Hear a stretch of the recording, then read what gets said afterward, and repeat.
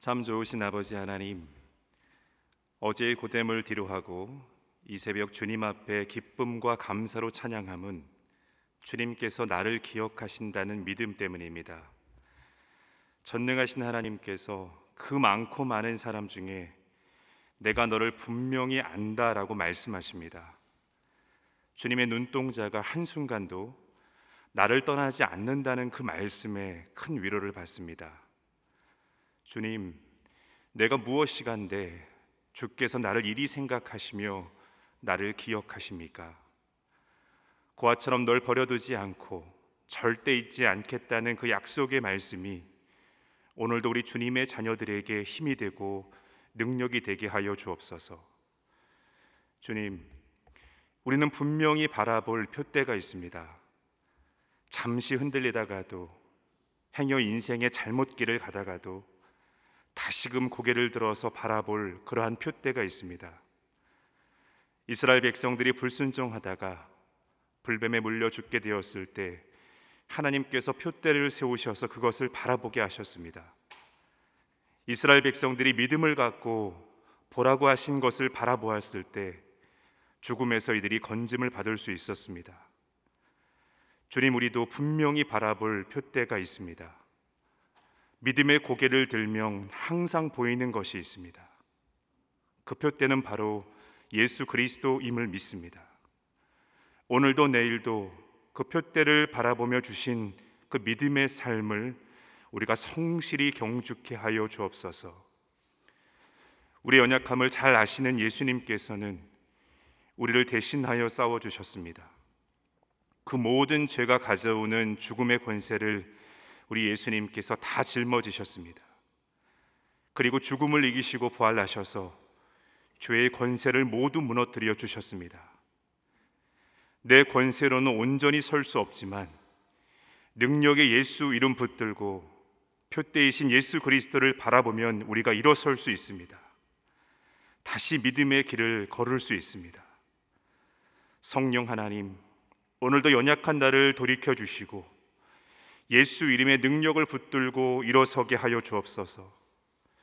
진정 내 눈으로 봐야 할 것은 시기와 욕심과 세상의 헛된 우상들이 아니라 섬김과 희생과 생명의 능력이신 예수 그리스도 그 표상이오니 성령 하나님, 저희들의 눈을 열어주시고 그 크신 주님을 보게 하여 주옵소서. 나를 향하신 예수 그리스도의 그 사랑으로 오늘도 충만하여서 기쁨으로 섬기고 성실하게 일하고 감사함으로 찬양하는 성령으로 충만한 오늘 되게 하여 주옵소서. 세상을 긍휼의 눈으로 바라보시고 외면치 않으시는 아버지 하나님, 주님 사랑하시는 이 나라와 온 세계의 지도자들을 위해서 이 시간 간절히 기도합니다. 지도자 한 사람이 미치는 영향이 크다는 것을 알기에 주님께 간절한 마음으로 기도합니다. 세계 각국의 지도자들이 명성을 얻기 위해서 권력의 노예가 되어서 그 자리를 지키지 않도록 주님 붙들어 주시옵소서.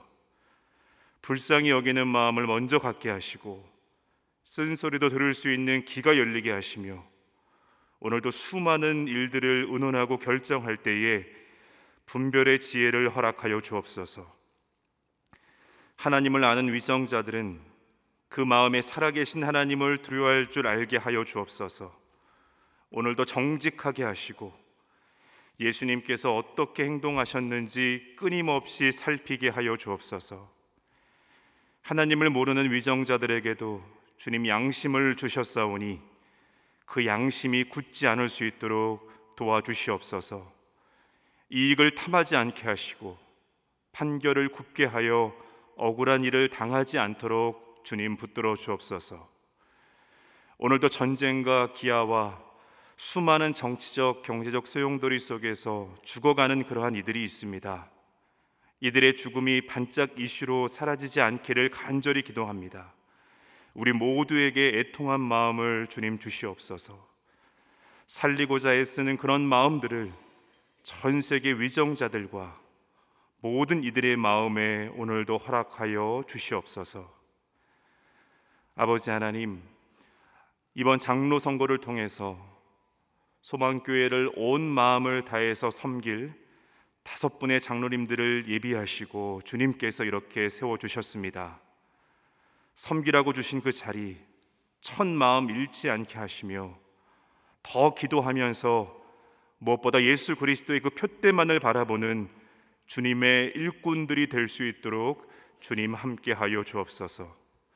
이번에 선출되지 못한 모든 분들의 그 마음도 주님 위로하여 주시고 신실하신 하나님만을 바라보며 다시금 그 자리에서 믿음으로 일어서게 하여 주옵소서. 오늘도 병상에서 회복을 간절히 기다리는 성도들과 여러 환난과 고통 속에서 몸부림치는 성도들을 주님 긍휼하게 여겨주시고 그 몸과 마음을 낫게 하여 주옵소서. 오늘도 내일도 주님의 때만 기다릴 때에 믿음을 잃지 않고 주님의 선한 인도하심을 신뢰하며 견딜 수 있게 하여 주옵소서. 오늘 척추에 골시멘트 주사 시술 받는 어머니를 위해서 기도하는 그러한 권사님이 있습니다. 집도하는 의료진과 함께 해주셔서 수술의 전 과정들 잘 마치게 하시고 여호와 라파의 하나님께서 치유의 강선을 비추사 후유증 없이 깨끗하게 회복될 수 있도록 도와주옵소서. 오늘 허리디스크 협착 수술을 하시는 권사님, 또 척추 협착으로 고통받으시던 어머니의 수술을 위해서 기도하는 그러한 집사님이 계십니다. 주님께서 집도하는 의료진의 손을 붙들어 주시고 수술이 잘 되게 하여 주옵소서. 수술 후의 회복도 빠르게 하셔서 건강한 몸으로 하나님을 더욱 기쁘시게 하는 삶을 살아갈 수 있도록 주님 은혜 베풀어 주시옵소서. 몇 주 전에 결혼식을 은혜로 치르고 오늘 오전에 출국하는 새신랑이 장염 증세로 고열과 통증으로 어려움을 겪고 있습니다. 주님, 항공편 이동에 지장이 없도록 속히 그 염증을 치유하여 주시옵소서. 새로운 출발에 더욱 기독케 하신 주님의 뜻을 마음 깊이 새기며 모든 증세들이 완화돼서 무사히 출국할 수 있도록 주님 온전히 붙들어 주시옵소서. 이제 말씀 앞으로 나아갑니다. 주님의 말씀과 기도는 세상을 넉넉히 이길 권세와 능력임을 약속하셨습니다. 오늘도 주신 말씀들을 기억하며 성령께서 하실 일들을 또한 기도로 받으며 믿음으로 사는 기쁨을 우리 모두가 충만히 누릴 수 있게 하여 주옵소서. 살아계셔서 오늘도 내 인생의 나침반 되어 주시는 예수 그 귀하신 이름으로 간절히 기도하옵나이다. 아멘. 네, 오늘 하나님께 주신 말씀은 잠언서 29장 1절에서 14절 말씀입니다. 잠언서 29장 1절에서 14절의 말씀입니다. 네, 함께 말씀을 읽겠습니다. 자주 책망을 받으면서도 목이 곧은 사람은 갑자기 패망을 당하고 피하지 못하리라. 의인이 많아지면 백성이 즐거워하고 악인이 권세를 잡으면 백성이 탄식하느니라. 지혜를 사모하는 자는 아비를 즐겁게 하여도 창기와 사귀는 자는 재물을 잃느니라. 왕은 정의로 나라를 견고하게 하나 뇌물을 억지로 내게 하는 자는 나라를 멸망시키느니라. 이웃에게 아첨하는 것은 그의 발 앞에 그물을 치는 것이니라. 악인이 범죄하는 것은 스스로 올무가 되게 하는 것이나 의인은 노래하고 기뻐하느니라. 의인은 가난한 자의 사정을 알아주나 악인은 알아줄 지식이 없느니라. 거만한 자는 성읍을 요란하게 하여도 슬기로운 자는 노를 그치게 하느니라. 지혜로운 자와 미련한 자가 다투면 지혜로운 자가 노하든지 웃든지 그 다툼은 그침이 없느니라. 피 흘리기를 좋아하는 자는 온전한 자를 미워하고 정직한 자의 생명을 찾느니라. 어리석은 자는 자기의 노를 다 드러내어도 지혜로운 자는 그것을 억제하느니라. 관원이 거짓말을 들으면 그의 하인들은 다 악하게 되느니라. 가난한 자와 포악한 자가 섞여 살거니와 여호와께서는 그 모두의 눈에 빛을 주시느니라. 왕이 가난한 자를 성실히 신원하면 그의 왕위가 영원히 견고하리라. 아멘. 네, 오늘 본문의 1절 말씀에 자주 책망을 받으면서도 목이 곧은 사람, 이런 사람은 어떤 사람이겠습니까? 일단은 본인의 잘못을 인정하지 않는 그런 사람이죠. 또 자기의 의가 강한 사람일수록 또 권위적인 모습을 또 보이는 그러한 모습이기도 합니다. 하나님께서 이런 사람들에 대해서 성경에서 말씀하신 적이 있습니다. 출애굽기 32장 9절 말씀에 보면 하나님께서 모세에게 이렇게 말씀하십니다. 내가 이스라엘 백성들을 보니 목이 뻣뻣한 백성이로다 라고 말씀하셨습니다. 또 신명기 9장의 장 제목은 이스라엘 백성들의 불순종입니다. 그 신명기 9장 6절의 말씀에 너 이스라엘 백성들은 목이 곧은 백성이다 라고 그렇게 말씀하셨습니다. 하나님께서 이렇게 말씀하신 그 뜻이 여러분 무엇입니까? 도무지 순종할 줄 모르는 그 이스라엘 백성들을 향한 책망이셨습니다. 여러분, 뭔가 잘못을 했을 때 책망을 듣거나 아니면 매를 맞는다는 것은 참 불편한 일입니다. 하지만 지혜로운 사람은 그 꾸지람을 양약으로 삼는다는 겁니다. 그래서 더 나은 존재로 만들어 간다는 것입니다. 반대로 이 어리석은 자는 자주 이렇게 책망을 받아도 끝내 그 목이 뻣뻣한 그런 사람이라는 것입니다. 물론 우리의 목이 곧아야 할 때도 있습니다. 학창 시절에 그 신채호 선생님의 그 일화에 대해서 들어보셨을 겁니다. 그 독특한 그 세수법에 대한 일화였는데요. 신채호 선생이 세상에 굽히기 싫어서 목을 꼿꼿이 세우고 세수를 하셨다는 그런 일화들을 들어보셨을 겁니다. 당시에 그 일제에 굴복하지 않겠다는 그런 마음으로 그렇게 하셨다라는 겁니다. 우리 신앙인들이 목을 곧게 해야 할 때가 있습니다. 그건 세상의 불의에 대해서 그렇게 우리의 목을 우리가 곧게 해야 한다는 것입니다. 날마다 우리의 양심이 여러분 소리치지 않습니까? 그런 불의함들에 대해서 노할 줄 아는 그런 꼿꼿함들이 우리 신앙인들에게 있어야 하는 것입니다. 로마서 16장 19절 말씀에 사도 바울은 다음에 권면을 합니다. 너희가 선한 데는 지혜롭고 악한 데는 미련하기를 원한다 라는 그런 말씀입니다. 여러분, 이스라엘 백성들이 그 하나님께 그렇게 자주 책망을 받았던 그 이유가 여러분 무엇입니까? 이들이 하나님의 그 일하심, 하나님께서 그들을 구원하신다는 것을 계속 그들이 경험하면서도 딴 데만 바라보고 있으니까 그랬다라는 것입니다.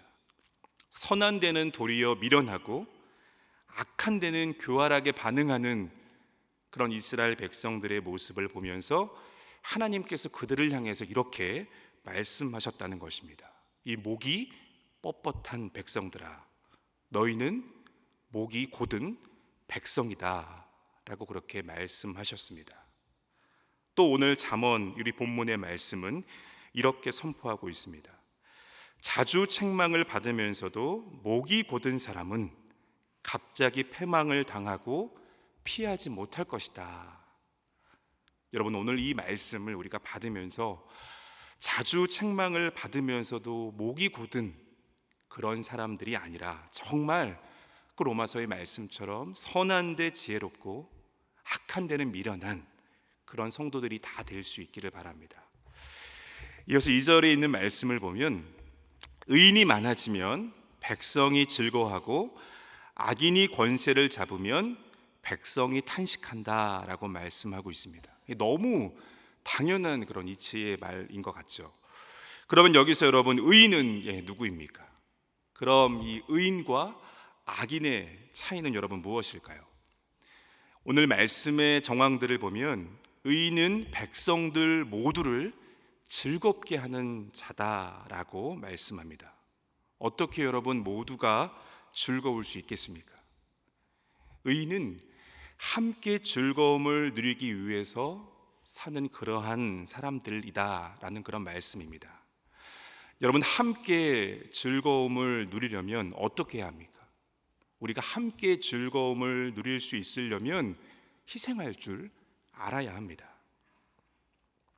때론 내 것을 내려놓지 않으면 함께 이러한 즐거움을 누리기가 참 어렵습니다.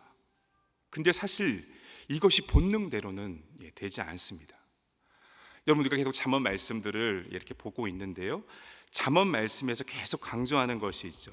그것은 의인 또 지혜로운 사람, 이들은 바로 여호와를 경외하는 자들이고 여호와를 아는 자들이다라는 것을 거듭해서 잠언 말씀을 강조하고 있습니다. 여러분, 하나님이 주시는 그 은혜로 우리가 살 때에만 함께 또 즐거움을 누리고자, 또 희생할 그 마음들이 그 가운데 자발하여 생기고, 또 내려놓는 용기와 결단도 하나님의 은혜 가운데 그 은혜를 붙들고 살아갈 때에 그런 마음들과 결단들이 생기게 된다는 것입니다. 예전에 제가요, 이 설교를 항상 함에 앞서서 옆에 있는 성도들과 꼭 이 인사를 꼭 시켰던 적이 있습니다. 그건 하나님을 사랑하고 이웃을 사랑하고 나를 사랑하는 성도가 됩시다라는 그런 인사였습니다. 이 인사에 보면 나보다 이웃 사랑이 먼저입니다. 왜 그렇겠습니까? 사실 자신을 사랑하는 것이 쉽지 않은 그런 사람들도 있습니다. 그러나 우리가 보지만 이웃을 사랑하는 것은 사실 더 어렵습니다. 하나님의 은혜와 나를 향하신 하나님의 이런 용납과 사랑을 경험한 자만이 자기를 넘어서 이웃을 먼저 이렇게 사랑할 수 있기 때문입니다. 여러분, 한번 생각해 보시길 바랍니다. 만약 나보다 이웃을 먼저 사랑하고 이웃에게 먼저 관심을 갖는다면 여러분, 어떻게 되겠습니까? 반대로 악인은 자기의 것을 붙들고 절대 놓지 않는 그런 사람들을 말합니다. 그 놓지 않으려는 자가 여러분 권세까지 잡으면 어떻게 되겠습니까? 오늘 말씀처럼 백성들은 탄식할 수밖에 없다라는 것입니다. 이어서 우리 3절의 말씀을 보겠습니다. 지혜를 사모하는 자는 아비를 즐겁게 하여도 창기와 사귀는 자는 재물을 잃는다라고 말씀하고 있습니다. 여러분, 여기서 지혜를 사모한다라는 것은 이런 것입니다. 끊임없이 내가 어떠한 존재가 되어야 하는가, 그것을 고민하는 사람, 이러한 사람들을 지혜를 사모하는 자다라고 저는 생각을 합니다.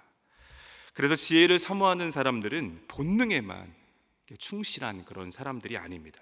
하나님께서 나를 왜 이 땅에 보내셨는지를 고민하고 그것을 말씀 속에서 깨달아가면서 이 말씀으로부터 오는 지혜와 또 삶에서 오는 그런 인문학적인 지혜를 끊임없이 사모하며 살아간다라는 것입니다.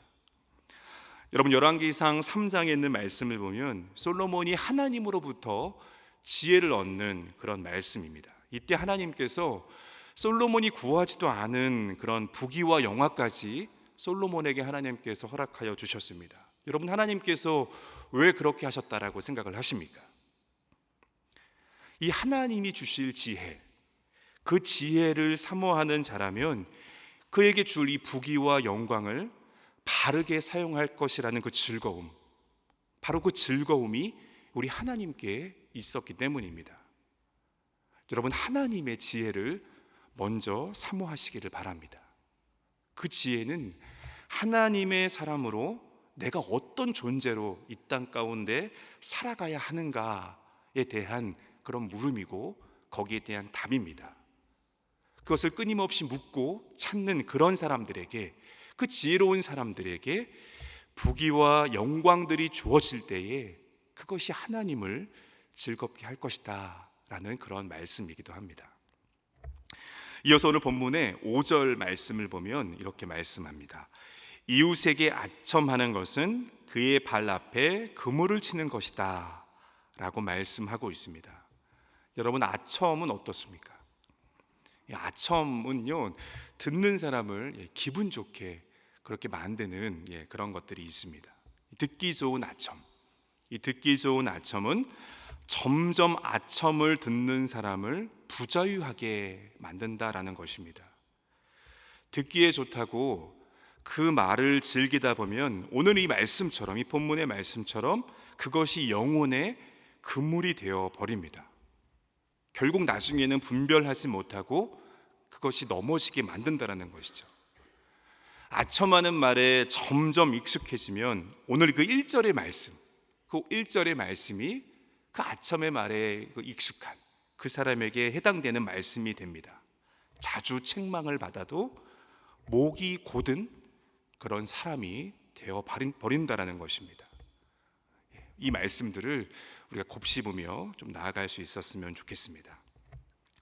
또 6절의 말씀, 6절에 오늘 본문의 말씀을 보면 악인의 범죄가 스스로 올무가 되고 의인은 노래하고 기뻐한다라고 말씀하고 있습니다. 여러분 참 많이 들어보셨겠지만 하나님의 가장 무서운 형벌이 무엇이라고 여러분 생각하십니까? 하나님의 가장 무서운 형벌은 하나님께서 그를 그 상실한 마음대로 내버려 두시는 것입니다. 분명 못된 일을 하는데도 하나님께서 그러한 모습들을 책망도 하지 않으시고 그냥 그대로 내버려 두신다라는 것입니다. 이것이 가장 무서운 형벌이라고 성경은 분명하게 말씀합니다.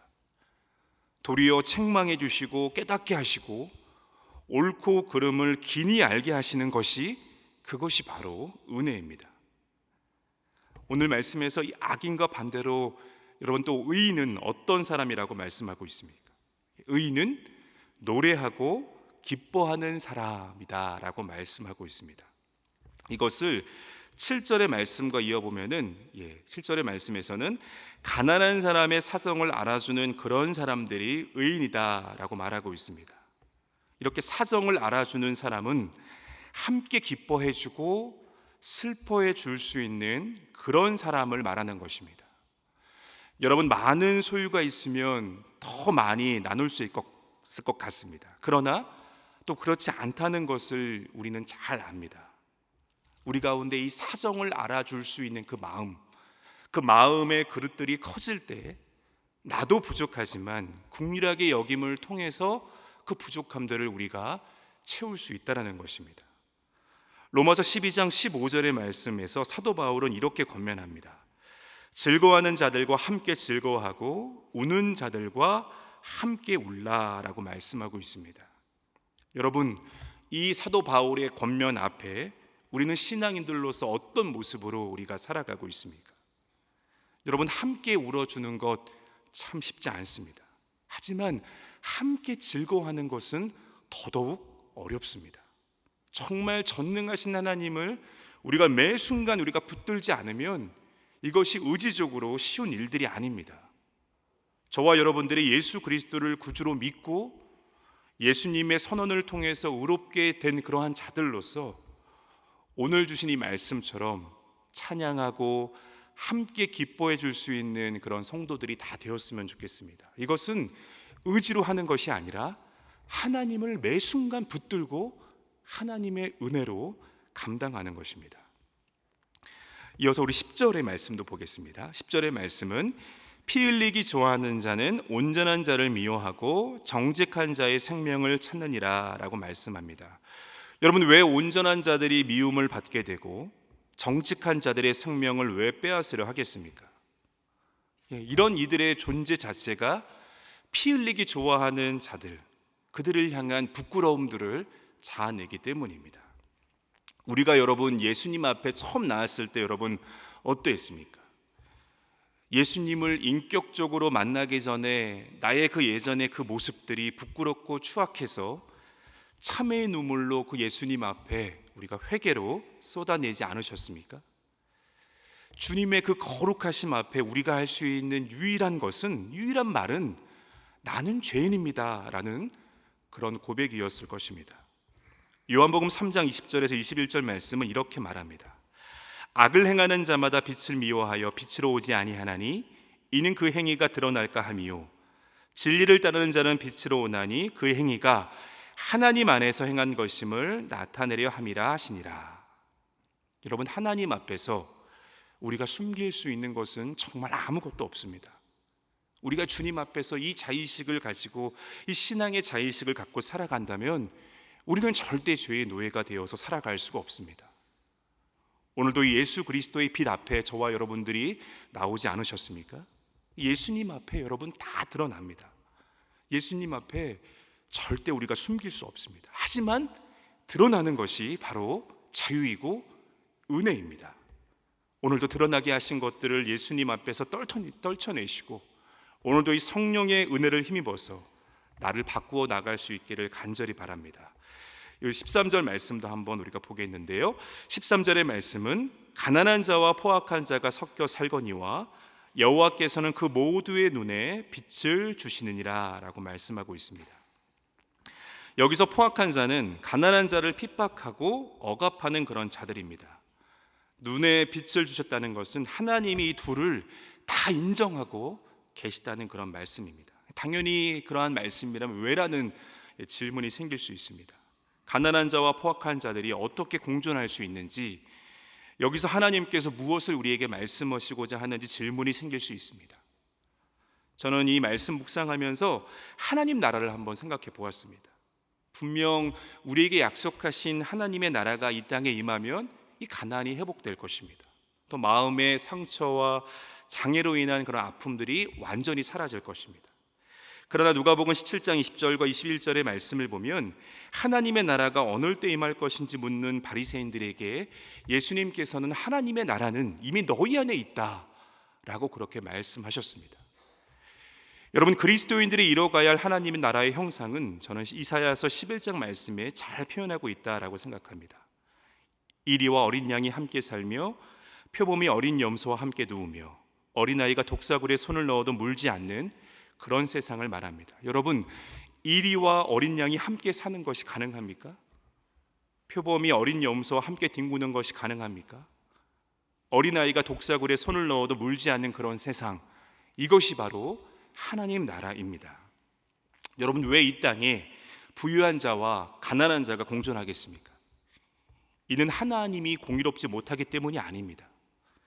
가난한 자들의 죄와 게으름 때문도 아닙니다. 이미 태어날 때부터 가난한 자들이 있었고 또 사회적 구조 자체가 가난을 만드는 경우들도 있습니다. 저는 하나님께서 의도적으로 공존하게 하셨다라고 생각합니다. 이 땅에 임할 이 하나님의 나라는 강한 자가 약한 자들을 보호하도록 하셨습니다. 부한 자가 부함을 자랑하는 것이 아니라 이 가난을 섬기도록 하셨습니다. 물이 위에서 아래로 흐르고 높은 곳에서 낮은 곳으로 흐르는 것을 우리는 자연 법칙이라고 합니다. 마찬가지로 부한 자들이 그 부함을 통해서 이 땅에 가난하고 연약한 자들을 돌보고 섬기는 것이 바로 이 하나님 나라의 원리이고 하나님 나라의 원칙이라는 것입니다. 이 하나님의 은혜와 이 하나님의 사랑을 아는 의인들이 바로 이 희망이 없어 보이는 세상에 이러한 하나님의 나라를 구원해 간다라는 그런 소망의 말씀입니다. 이어서 14절의 말씀에 왕이 가난한 자를 성실히 신원하면 그의 왕위가 영원히 견고하리라 라고 말씀하고 있는데요, 여기서 이 왕을 교회의 역할로 적용해 보면 이런 것입니다. 우리가 하나님께, 교회가 하나님께 영광을 돌리는 것은 절대 우리끼리 행복한 것이 아니라는 것입니다. 교회가 이 땅 가운데 해야 할 일은 누군가에게 끊임없이 삶의 보람과 삶을 살아갈 희망을 끊임없이 주는 것입니다. 교회가 이처럼 가난하고 연약한 자들을 성실히 신원하면 교회의 그 권세, 교회의 그 권위가 영원히 견고하리라는 그런 말씀으로 우리가 받으시면 좋을 것 같습니다. 오늘 주시는 이 잠언의 말씀들을 우리가 잘 기억하며 오늘 하루의 삶을 잘 살아갔으면 좋겠습니다. 정말 오늘 말씀을 붙들고 우리 때문에 하나님께서 즐거워하시는 그런 오늘을 사는 기쁨이 저와 여러분들의 삶에 충만했으면 좋겠습니다. 성령님께서 그런 자들에게 주님의 능력과 놀라운 은혜로 채우시고 그 모든 것들을 기쁨으로 감당케 하여 주실 것입니다. 이 시간 우리 함께 주의 기도를 드리겠습니다. 하늘에 계신 우리 아버지, 아버지의 이름을 거룩하게 하시며 아버지의 나라가 오게 하시며 아버지의 뜻이 하늘에서와 같이 땅에서도 이루어지게 하소서. 오늘 우리에게 일용할 양식을 주시고 우리가 우리에게 잘못한 사람을 용서하여 준 것 같이 우리의 죄를 용서하여 주시고 우리를 시험에 빠지지 않게 하시고 악에서 구하소서. 나라와 권능과 영광이 영원히 아버지의 것입니다. 아멘.